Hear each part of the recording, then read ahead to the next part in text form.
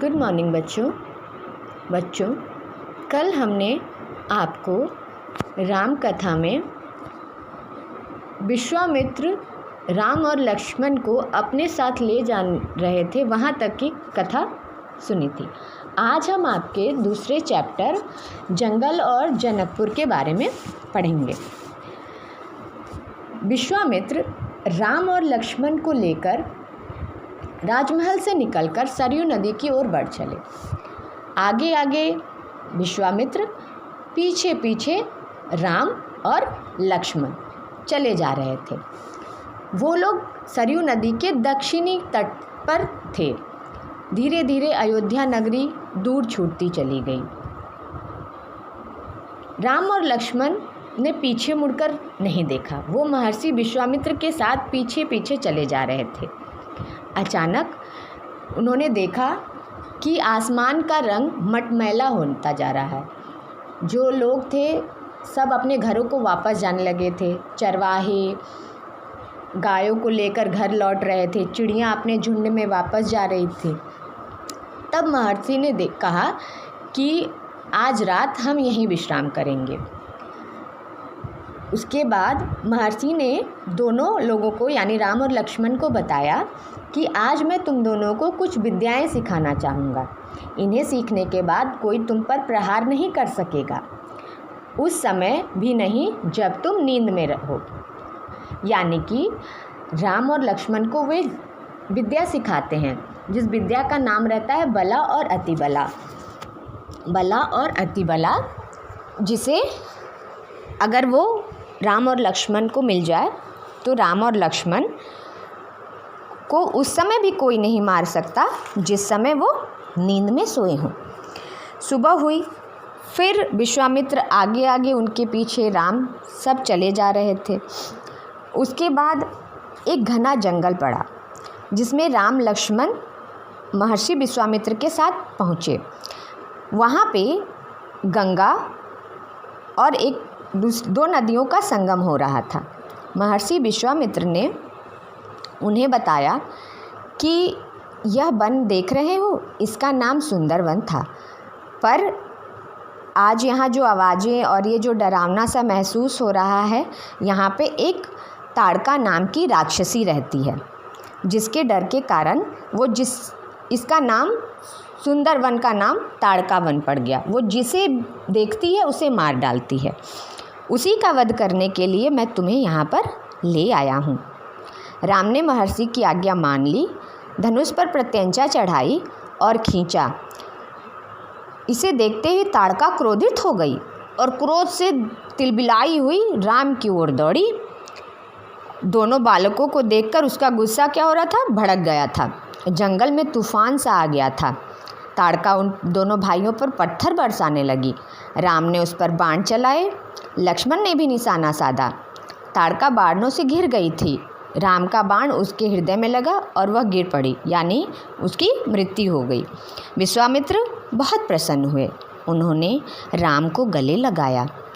उन्होंने दोनों राजकुमारों को 100 तरह के नए अस्त्र शस्त्र दिए, जिनका प्रयोग करने की भी विधि बताई, उनका महत्व भी समझाया। महर्षि का आश्रम वहाँ से अधिक दूर नहीं था, लेकिन तब तक रात हो गई थी। ताड़का मर चुकी थी और ताड़का वन सुंदर वन में बदल चुका था, यानी ताड़का वन ताड़का के भय से मुक्त हो चुका था। सुबह हुई, जंगल बदला बदला नज़र आ रहा था। चिड़ियों की चहचहाहट सुनाई दे रही थी। चारों तरफ सब कुछ शांत था। सिद्धाश्रम अंतिम पड़ाव था। सिद्धाश्रम महर्षि विश्वामित्र का आश्रम था, ठीक है, जो प्राकृतिक सौंदर्य चारों ओर से घिरा हुआ वह आश्रम बहुत ही सुंदर था। महर्षि उस आश्रम में खुशी खुशी लौटे और वहाँ पे जितने भी ऋषि मुनि थे सब राम और लक्ष्मण को देखकर बहुत ही प्रसन्न हुए। विश्वामित्र यज्ञ की तैयारियां करने लगे। जो यज्ञ था वो प्रारंभ हुआ और अनुष्ठान पूर्ण होने वाला था कुछ ही दिनों में। 5 दिन तक तो सब ठीक ठाक चलता रहा शांति से, पर लगता था कि अभी भी जैसे उन्हें लगा कि सारे राक्षस चले गए हैं, भाग गए हैं, लेकिन ऐसा नहीं था। अभी भी कुछ थे जो बचे थे। अनुष्ठान के अंतिम दिन अचानक भयानक आवाज़ें आसमान में आने लगी। सुबाहु और मारीच ने राक्षसों के दल के साथ आश्रम पर धावा बोल दिया। मारीच क्रोधित था, यज्ञ के अलावा भी इस बात से कि राम और लक्ष्मण ने उसकी माँ को मार डाला था, यानी ताड़का को। यानी कि ताड़का कौन थी? ताड़का मारीच और सुबाहु की माता थी। ठीक, अब मारीच और सुबाहु ने मिलकर राम लक्ष्मण पर आक्रमण कर दिया। युद्ध शुरू हुआ दोनों तरफ से। राम और लक्ष्मण ने राक्षसों को मारना शुरू किया। चारों तरफ भगदड़ मच गई। उसके बाद राम ने क्या किया? सुबाहु को तो मार दिया, लेकिन मारीच बचकर भाग निकला। महर्षि विश्वामित्र का जो यज्ञ था वो पूरा हुआ। राम और लक्ष्मण ने महर्षि को प्रणाम करते हुए पूछा कि अब हमारे लिए क्या आज्ञा है मुनिवर?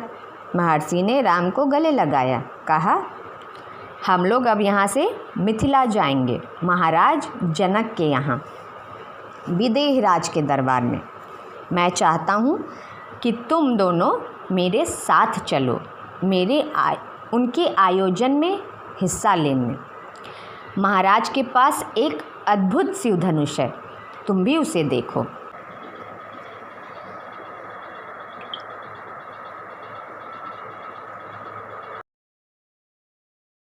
राम लक्ष्मण महर्षि विश्वामित्र के साथ मिथिला गए।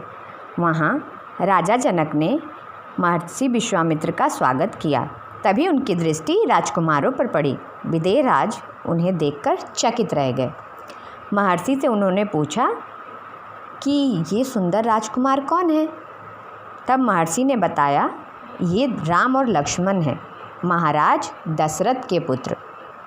मैं इन्हें अपने साथ लाया हूँ आपका अद्भुत धनुष दिखाने। विदेहराज ने महर्षि, उनके शिष्यों और राजकुमारों को ठहरने की व्यवस्था की। वहीं एक सुंदर उद्यान था। अगले दिन सभी ऋषि मुनि राजकुमार यज्ञशाला में उपस्थित हुए, जहाँ पे महर्षि ने धनुष का उल्लेख किया। महाराजा जनक के जो सेवक थे वे शिव धनुष को यज्ञशाला में लाए। वो जो शिव धनुष था वो बहुत विशाल था और एक लोहे की पेटी में रखा हुआ था, जिसे एक जगह से दूसरी जगह ले जाना, खिसकाना बहुत ही मुश्किल था। जैसे तैसे उनके अनुचर तो लेकर आए। राजा जनक ने कहा, मुनिवर, मैंने प्रतिज्ञा की है कि मैं अपनी पुत्री सीता का विवाह उसी व्यक्ति से करूँगा जो इस धनुष को उठाकर इस पर प्रत्यंचा चढ़ा देगा। अनेक राजकुमारों ने प्रयास किया, पर सभी लज्जित हुए। उठाना तो दूर, कोई उस धनुष को हिला तक नहीं सका। विदेहराज का संकेत पाकर महर्षि विश्वामित्र ने राम से कहा कि राम उठो और धनुष पर प्रत्यंचा चढ़ाओ। राम ने पहले धनुष को देखा, फिर महर्षि को। जब गुरु का संकेत राम को मिल गया तो उन्होंने धनुष को आसानी से उठा लिया, और जैसे ही उन्होंने उस पर प्रत्यंचा चढ़ाई, धनुष टूट गया। विदेहराज चकित थे कि यह क्या, इतनी आसानी से जैसे कोई खिलौना उठा रहा हो। सभी लोग एक दूसरे को चकित निगाहों से देखने लगे। राजा जनक की खुशी का ठिकाना नहीं रहा। उनको सीता के लिए एक सुयोग्य वर मिल गया था। राजा जनक ने महर्षि विश्वामित्र से कहा कि आपकी आज्ञा हो तो मैं राजा दशरथ को संदेश भेजूं और बारात को लाने का निमंत्रण भेजूं।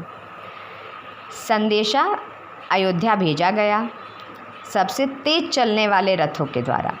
अब जनकपुर में बारात के स्वागत की तैयारियां होने लगी। पूरे नगर को सजाया जाने लगा। महाराजा जनक का संदेश मिलते ही अयोध्या में खुशी छा गई। सभी लोग बारात जाने की तैयारी करने लगे। हाथी, घोड़े, रथ, सेना, सभी लोग सब चाहते थे कि बारात के साथ पहुंच जाए। और जनकपुरी तो पूरी जगमगा रही थी, फूलों से सजी हुई। उसका कोना कोना मतलब चहक रहा था, चाहे वो खिड़कियां हो, दरवाजे हों, सभी जगह। विवाह के ठीक पहले विदेह राज यानी राजा जनक ने राजा दशरथ से कहा कि हे राजन, मेरी प्रतिज्ञा आपके बेटे ने पूर्ण की है, इसलिए सीता से राम का विवाह तो हो जाएगा, लेकिन मेरी इच्छा है कि मेरी छोटी पुत्री उर्मिला का विवाह लक्ष्मण से हो जाए और मेरे छोटे भाई की 2 पुत्रियां हैं, मांडवी और शूतकीर्ति, उनका विवाह भरत और शत्रुघ्न से हो जाए। कृपया आप मेरी ये इच्छा स्वीकार करें। राजा दशरथ ने वो प्रस्ताव तुरंत स्वीकार कर लिया। इस तरह से चारों बहनों का विवाह किसके साथ हो गया? चारों भाइयों के साथ। विवाह के बाद बारात कुछ दिन तक जनकपुर में रुकी। उसके बाद बाराती सारी वधुओं को लेकर कहाँ चले गए? अयोध्या। अयोध्या में जब बहुएं उतारी जाने लगी तो चारों तरफ शंख ध्वनियाँ, आनंदोत्सव सब कुछ मनाया जा रहा था। ठीक है, तो आपका 2nd चैप्टर यहीं ख़त्म होता है।